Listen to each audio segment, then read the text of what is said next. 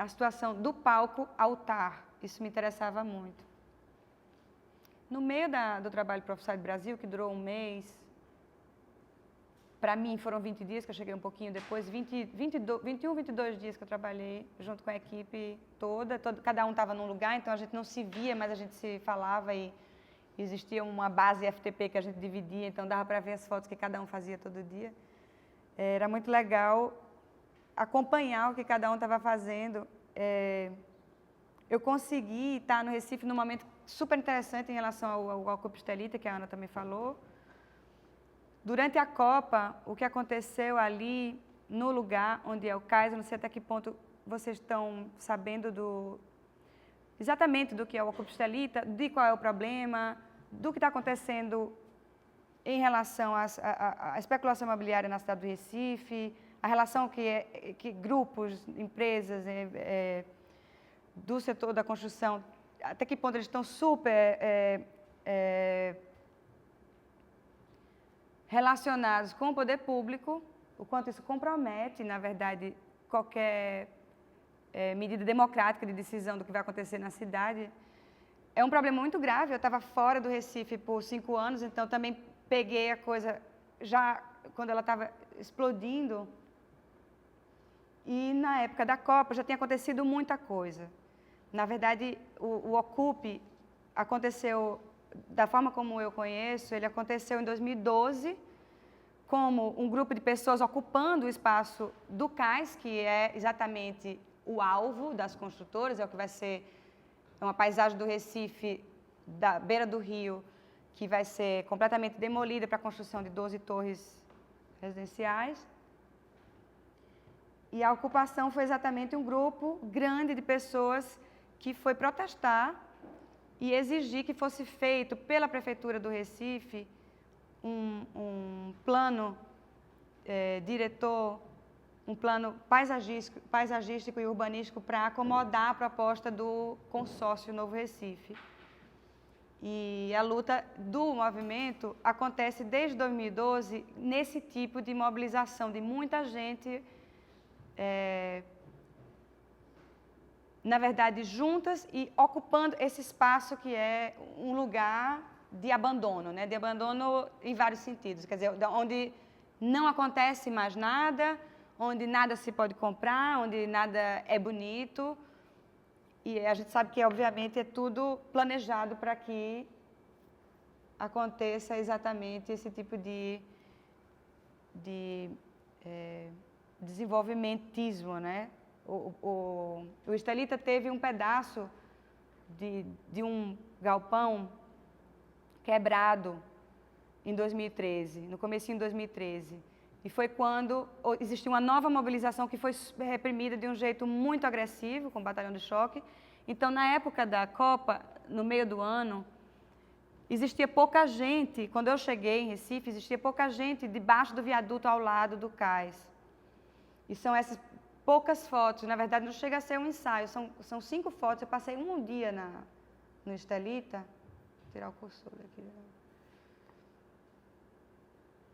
Exatamente no dia que estava tendo o Jogo do Brasil. Eu pensei, como isso não estava na minha pauta, eu estava fotografando os evangélicos, ao mesmo tempo eu tinha liberdade de propor aqui e acolá fotografias que tivessem algum interesse fora do contexto do Recife e até mesmo Brasil, mas era isso, era mostrar quem estava morando de fato debaixo do viaduto ao lado do cais, mesmo depois da repressão fortíssima que aconteceu, se não me engano, em maio de 2013, aos manifestantes do Ocupa Estelita.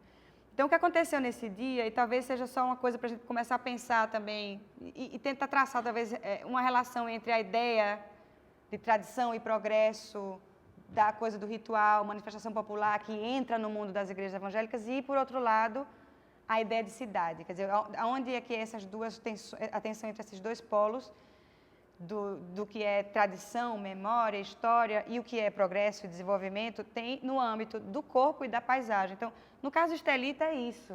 As pessoas precisam ir para a rua, ocupar o espaço e mostrar que é um desejo do corpo ter uma relação com a arquitetura daquele lugar que é completamente diferente do discurso da Prefeitura e do Consórcio Novo Recife. Então, tem bastante informação hoje na internet. Existe o Grupo Direitos Urbanos no Recife, tem um blog, também está no Facebook, o Ocupa Estelita, o movimento Ocupa Estelita está no Facebook de uma maneira super intensa e eles publicam constantemente, não só fotografias, mas todo tipo de informação que visualmente tenha uma função e atinja um resultado. Ou seja, tem um monte de designer trabalhando, um monte de cineasta trabalhando, um monte de gente que trabalha com animação e jornalismo para poder produzir conteúdo e fazer ele circular.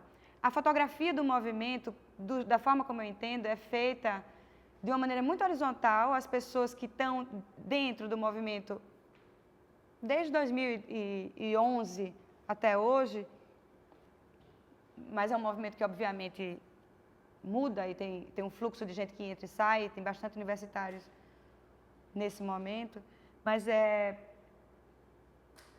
interessante imaginar, talvez, se a gente tivesse aqui na mesa com o pessoal do Media Ninja, por exemplo, para poder dizer para a gente como é que acontece esse tipo de tomada de decisão coletiva, né? Para se falar do coletivo. Eu acho super interessante. Então, o Ocupa Estelita não tem um fotógrafo com um crachá que cria um tipo de imagem do movimento para circular. Senão, eles estariam reproduzindo um formato corporativo, né? E é exatamente o contrário.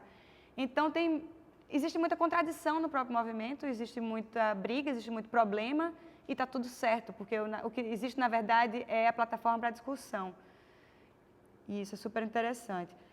Eu trouxe agora para o final um vídeo que eu acho que é uma curiosidade, mas é interessante, eu só descobri ele ontem. É um vídeo, a propaganda da Igreja Universal, que eu não sei se vocês conhecem, mas eu peguei uma só, tem 3 minutos, eu acho que a gente tem que ir até o final, porque é no final que as coisas acontecem, mas pode ser engraçado, porque a gente está falando de fotografia aqui. Me desculpem o encerramento dessa fala não ser tão glamuroso, mas eu acho que esse tipo de imagem merece muita atenção. Eita, a gente não tem som. Será que a gente consegue? Ou a gente passa o link depois. E eu posso... enfim. Não tem problema. Eu posso dizer o seguinte. Alguém de vocês conhece essa série? É fraquinho. Bom. Vocês não precisam escutar tudo. É muito... Tá tudo dentro da convenção. A minha vida é tudo isso. São os bastidores, é a câmera, a ilha de edição, o acompanhamento do material e a realização de ver tudo isso aqui projetado na grande mídia. O meu trabalho não se resume só à produção de TV, fotos e jornalismo. Eu também atuo como assessoria de imprensa, divulgando o trabalho de novos artistas. Para ser um bom paparazzi, primeiro precisa ter bons contatos e um olhar treinado. Eu acabei de receber uma informação de Vocês estão ouvindo? uma atriz circulando aqui por essa região e a gente veio tentar fazer esse flagra, essas fotos, né? O importante numa ação como essa é procurar ser o mais discreto possível, ficar atento, manter o contato, a lente focada, a câmera em mãos. Nessa hora vale tudo, contar com a ajuda da árvore, de um obstáculo que possa bloquear a visibilidade, porque é tudo muito rápido, é tudo muito decisivo. 1 minuto a gente pode perder uma boa foto que renderia uma boa publicação. Hoje eu conto com a parceria mais do que especial da minha esposa, Thaís. A gente passa o tempo todo juntos. Bom, estamos chegando aqui na casa da Andréia de novo. A gente vai fazer uma reunião e uma sessão de fotos para o novo site dela. E eu me sinto segura ao lado do Danilo. Se não fosse por isso, eu acho que eu não aguentaria.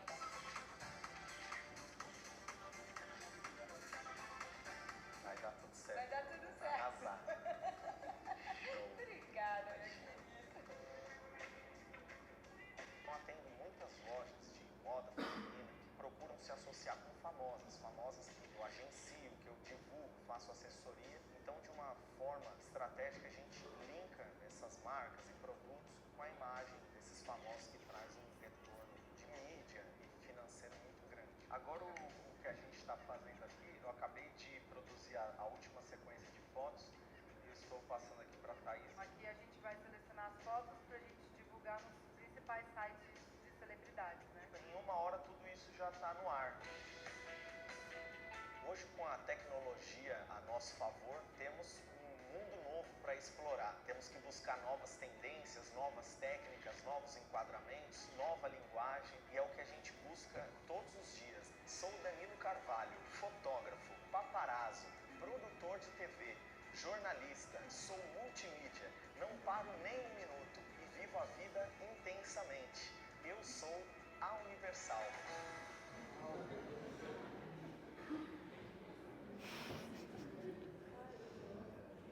Eu fiquei fazendo uma coisa muito mais jornalística no sentido enfim, do trabalho que se faria para uma revista, para um jornal diário, né? Eu acho o trabalho do Estelita. Eu precisei ficar algumas horas com eles antes. Eles precisavam se sentir seguros de que eu não ia estar fazendo nenhum tipo de matéria para o Jornal do Comércio ou para o Diário de Pernambuco, que são os jornais do Recife, que os donos do jornal, na verdade, são os donos de empreiteiras participantes do consórcio. Então, não tem notícia boa do Estelita no Recife. Negociação, acho que é o tipo da coisa que a gente faz de formas diferentes. Eu acho que, por exemplo, nas fotos que eu fiz, aquela primeira sequência de fotos onde eu estava ali, as pessoas se deixaram fotografar dentro dos templos durante o culto, era para elas, talvez, eu tenho comigo minhas dúvidas, para elas talvez era um motivo de até entrar mais na onda do transe e da performance, porque existia ali uma pessoa interessada com uma câmera, sabe? E essa negociação é feita assim, de eu chegar, de conversar um pouco, dizer que estou pesquisando, se eu posso acompanhar o culto, se a pessoa pode ser fotografada, se ela deixa ser fotografada, que era um trabalho que eu estava fazendo para mim, mas que, se ela autorizasse, poderia ser publicado num site que estava sendo coordenado por empresa francesa, que estava fazendo um trabalho no Brasil sobre a Copa do Mundo, vista de um jeito diferente. Então, é muito importante esse tipo de abordagem para mim. Eu acho que em alguns contextos não funciona, obviamente. Tem gente que precisa não dizer o que está fazendo para poder conseguir fazer alguma coisa boa, né? Eu não consigo. Se a pessoa não topa, eu não faço. E está tudo bem. Assim, eu não tenho desejo de fotografar quando a pessoa não quer. Tipo o contrato. No caso do Estelita, os meninos, por exemplo, quando decidiram tomar banho depois do jogo, decidiram ali, porque estavam com vontade. Me chamaram, como chamaram as poucas pessoas que estavam ao redor para tomar banho. Eu perguntei se eu podia fotografar, eles disseram que sim. E eu fotografei um pouquinho mais de longe, porque eu achava que o viaduto interessava. Então, quer dizer, o corpo que me interessa tanto, no caso daquele corpo branco, porque aí a gente tem que falar também da questão de classe. O movimento Ocupa Estelita é um movimento que vem de uma classe média, né, de jovens universitários que estão pensando na cidade e o entorno, quer dizer, de comunidades que estão ali em torno do Estelita e que existe e que tem dificuldades de se mobilizar em conjunto. Quer dizer, as lideranças de bairro, tanto no Coque quanto nos Coelhos, na Joana Bezerra, em todo o entorno do Estelita, infelizmente já tem acordos feitos com as empreiteiras. Então, a representatividade do movimento, no movimento Ocupa Estelita, de líderes da comunidade, ele é complicado, ele é conflituoso, sabe? Já teve, por exemplo, audiência pública no Recife, onde o movimento estava lá com algumas lideranças de comunidades, e aí, de repente, chegava ônibus contratado pelas empreiteiras, com um monte de gente da comunidade dizendo que é a favor, recebendo lanche e dinheiro para estar lá, sabe? Um negócio tipo assustador. Então, essa garotada que está no Estelita está fazendo uma coisa fantástica, e em vários sentidos. Por exemplo, agora que quando ocuparam a frente do prédio onde mora o prefeito do Recife, o Geraldo Júlio, que não apareceu em nenhum momento para conversar com os manifestantes, é interessante como a polícia não pode tocar naquela garotada, sabe? Não, É interessante isso, sabe? Se fosse outra classe, outras pessoas de outra cor, e é por isso que talvez o Lissovski aqui fosse interessante para a gente conversar sobre algumas coisas nesse sentido da ideia da representação do popular em relação a classe e raça. Porque é isso, o movimento Ocupjalita, muita gente cai em cima dizendo que são vândalos ou filhinhos de papai, maconheiros desocupados, mas não podem chamar de bandidos, sabe? Então tem uma diferença aí que é estratégica e que eu acho forte. É ótimo que isso esteja acontecendo. Então, em relação a essa negociação nos dois lugares, é isso.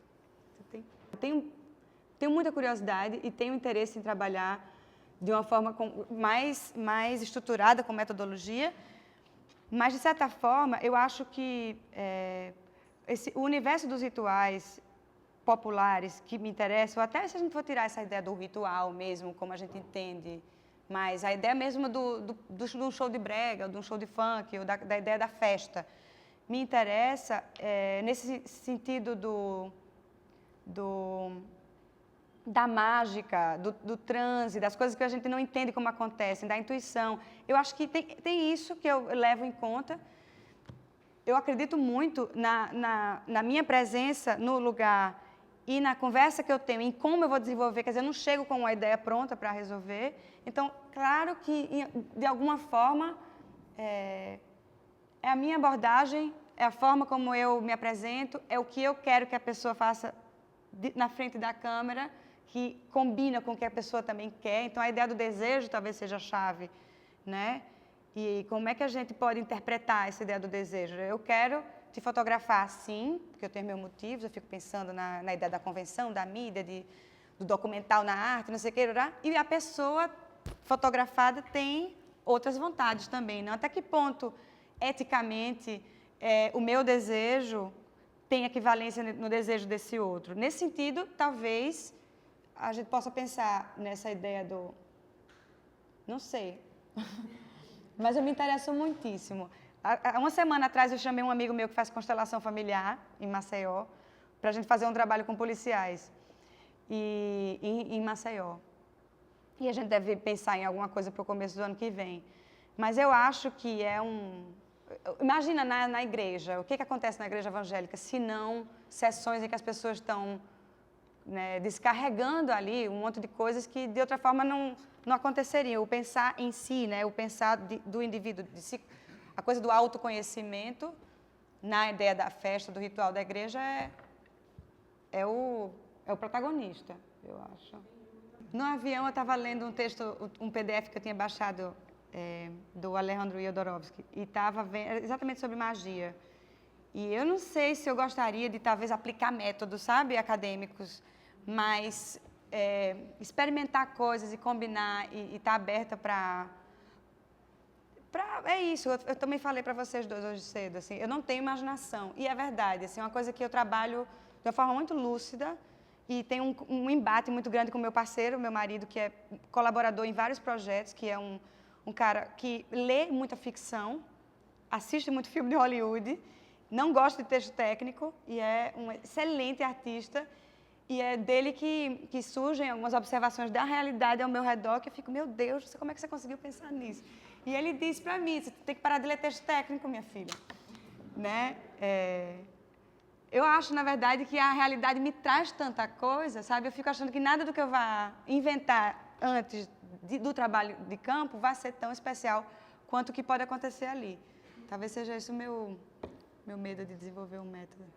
Aquelas primeiras, né? Acho que umas 10 primeiras fotos, né? Que as pessoas não estão olhando. Eu acho que essa sensação talvez venha em algumas fotos pode vir de uma escuridão, que na verdade é eu tentando não usar, subexpor o máximo que eu podia a questão da luz do lugar e deixar o flash bater no que viesse, fazer teste e ver o que acontecia.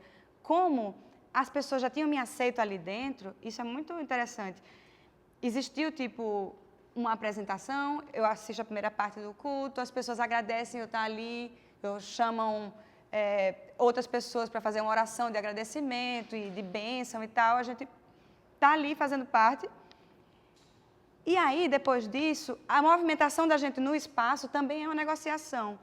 Quer dizer, é claro que se eu dou 2 passos para frente ou 2 passos para trás, eu faço de forma que as pessoas saibam que eu estou por perto, sabe? Eu consigo entender muito bem se eu não sou muito bem-vinda quando eu dou 1 ou 2 passos ali. Então, eu me movimento bastante quando eu estou fotografando. E eu não gosto de fotografar e dar a sensação de que eu estava escondida, na verdade. Acho que é por isso, talvez, que eu não gosto tanto daquelas primeiras imagens, que eu decidi trazer só para a gente ter assuntos também para conversar. Eu nunca fotografei no Rio e a Ana me perguntou hoje, você já fotografou no Rio? Eu disse que não, mas eu acho ótimo quando as pessoas não sabem exatamente onde é. Tem gente que achava que era Brasília por causa do nome da capital federal. Onde é que você achou esse lugar em Brasília? E, como assim, em Brasília? Olha que incrível. Não existe uma foto eu jogando bola naquela série. Mas eu acho maravilhoso que isso cria na tua cabeça um outro mundo.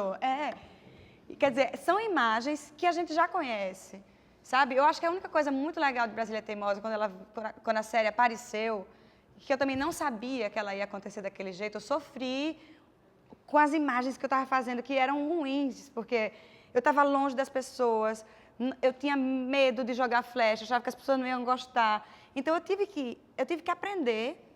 Quando eu olhava para a foto, eu disse, meu Deus do céu, mas eu quero olhar para aquele detalhe ali da roupa, eu quero olhar para aquela barriga ali, eu quero olhar para aquela tatuagem, eu quero olhar para aquele cigarro que está ali. Eu queria ver aquelas coisas de perto. Tive que desenvolver um pouquinho a minha habilidade de me aproximar e conversar primeiro. E aí eu percebi que as pessoas queriam ser fotografadas. Então, foi todo o começo do meu entendimento do que é que eu gosto de fazer em fotografia. Agora, isso foi antes do selfie, né? Foi antes das pessoas terem celulares e a possibilidade de se fotografar a qualquer momento. Então, é uma coisa para a gente pensar, assim, Brasília Teimosa teria o mesmo tipo teria relevância se fosse feito em 2015, não em 2005? Eu acho que não, sabe? Eu acho que ela aconteceu no tempo dela ali, é interessante a gente ver que ela fala de um monte de coisa que a gente reconhece, como talvez, não sei, como você falou,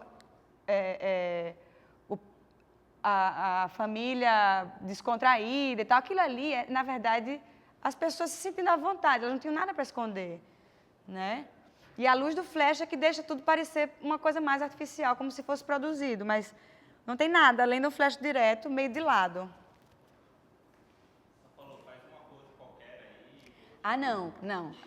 Era assim, eu ficava lá na praia um tempão, aí eu olhava para a pose que eu queria, aí eu via aquilo ali acontecer 1, 2 vezes, na terceira vez eu chegava perto e dizia, aquilo ali que você fez agorinha. Aí começava a conversar sobre o estar sentado, e por que está sentado, e por que o carro está ali, e por que se apoia daquele jeito, e o que a mulher está fazendo, e a criança, sabe? Então, tem toda uma conversa sobre uma questão do que é moralmente aceito no espaço público da praia, sabe? A posição da mulher, a posição do homem, a posição do trans, do gay, sabe? Tem toda uma coisa ali que me interessava, que é uma subversão toda da ordem, sabe? Da ideia de família. Isso me interessava muito. Eu acho que as pessoas sentiam que eu estava interessada exatamente no que elas estavam fazendo e sendo. Então, isso talvez tenha me aproximado. Eu não pedia para elas fazerem uma coisa específica e montava, e dizia, segura aí. Né? Então, as pessoas queriam mais e mais. Foi super difícil de editar, mas era isso. Cada flechada para as pessoas no sol tinha de ser um flash direto, forte, para as pessoas sentirem que eu não estava enganando elas, que era foto mesmo, né? E isso é muito interessante, dessa troca também. A troca tinha a ver com a negociação, também às vezes tem a ver com a luz do flash. O flash dá alguma coisa que as pessoas querem. E na igreja talvez isso fosse também verdade, sabe? Eu comecei a fotografar com negativo preto e branco, e eu gosto muito de fotografia analógica, mas eu precisava que a fotografia fosse digital para poder as pessoas trabalharem comigo.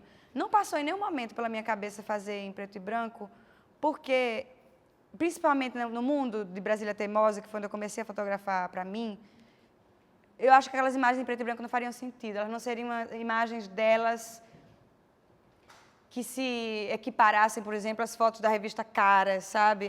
Então, tinha um sentido de ser colorido, tinha que parecer publicidade, elas tinham que parecer dignas e famosas e gostosas e desejáveis. E tudo isso tem a ver com a cor, nesse sentido. E se determinado assunto me pede o preto e branco pela convenção, eu vou escolher o preto e branco porque é isso que vai fazer funcionar. Eu acho que é. Mais do que uma escolha que viesse como um suplemento das decisões, sabe? É muito fundamental ali. Nem passou para a minha cabeça, por exemplo, o preto e branco. Por exemplo, Brasília Teimosa, todas as pessoas fotografadas autorizaram, então eu tinha um dossiê com todo mundo. Depois de 1 ano e meio, as pessoas foram para a exposição. Eu também fiz um livrinho que eu levei para a comunidade. Depois eu fiz um workshop lá, para a gente fotografar com flash.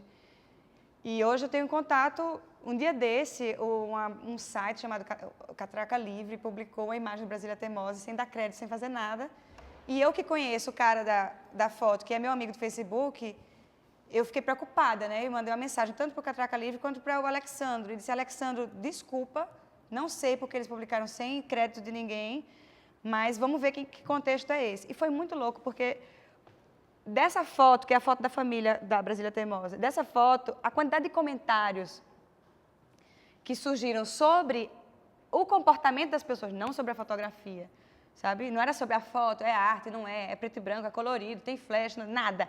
Era gente dizendo, eca, que nojo, que maloqueiragem, que povo feio, eita, Brasil, não sei o quê. Era um negócio assim, muito interessante, porque tinha tanto julgamento, tanto preconceito, tinha tanta coisa ali. E aí isso reforça, eu acho, para mim, assim, a ideia de que a gente precisa fotografar. A gente precisa dar conta de entender essa imagem tão ordinária, sabe, do dia a dia, do que a gente vive hoje, porque essas questões, elas são profundas, elas precisam ser discutidas todo dia, o tempo inteiro, eu acho. O ensaio dos evangélicos tem um approach teu, assim, tem uma visada muito diferente do Ocupa Estelita, né? Sim. Eu acho que tem um tipo de aproximação sua diferente com os dois locais. Você falou que não tem imaginação, né? O que eu acho meio violento falar.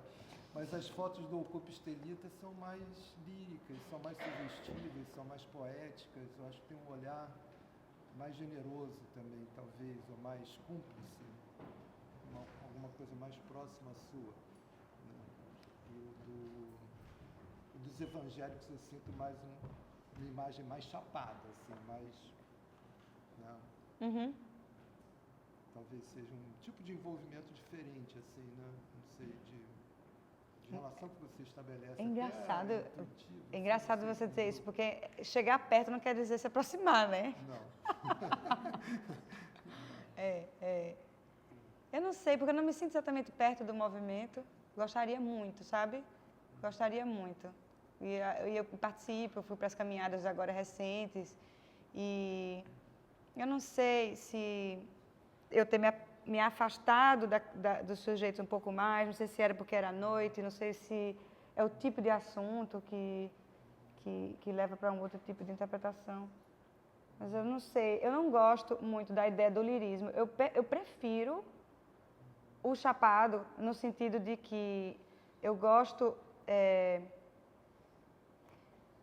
de, talvez, trabalhar com outras sensações, sabe? Eu gosto de trabalhar com a sensação por exemplo, dessas postagens que aconteceram depois do Catraca Livre, quando o pessoal, algumas pessoas, tipo, dão risada e assim, ai, fulano, olha tu ali, olha tu ali bebendo, olha fulaninho, olha não sei o que lá, olha não sei o que... E aí, eu acho maravilhoso. E assim, mexer com a ideia do humor, o humor é uma coisa super poderosa e que eu acho que a maioria das pessoas que trabalham, principalmente no universo sisudo da fotografia, no mundo da arte, ou mesmo da ideia de fotografia, eu adoro esse assunto. Eu queria muito que viesse conversa sobre o documental na arte e a ideia desse ambiente tão elitista que é o da arte contemporânea, o circuito todo da fotografia artística, que assim é o lugar onde eu não quero estar mesmo, e eu fico pensando, essas sensações, esse tipo de...